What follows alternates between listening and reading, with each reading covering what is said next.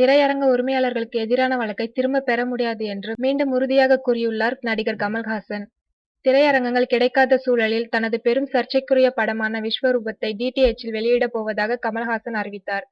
இதனால் கமல் படத்தை வெளியிட விடமாட்டோம் என்று கூறி திரையரங்க உரிமையாளர்களும் விநியோகஸ்தர்களும் மல்லுக்கு நின்றனர். இந்த சூழலில் இந்திய போட்டி ஆணையத்தில் இதுகுறித்து கமல்ஹாசன் சார்பில் புகார் அளிக்கப்பட்டது. இந்த புகாரை விசாரித்த ஆணையம் இதுகுறித்து விசாரணைக்கு உத்தரவிட்டது. இதனைத் தொடர்ந்து தியேட்டர் உரிமையாளர்கள் எந்த வகையில் விஸ்வரூபம் படத்திற்கு எதிராக இருந்தார்கள் என்று விசாரணை நடத்தப்பட்டது. தமிழ்நாடு திரையரங்க உரிமையாளர்கள் சங்க தலைவர் பன்னீர்செல்வம் மீதும் பெரும் அபராதம் விதிக்கப்படும் சூழல் உருவாகியுள்ளது.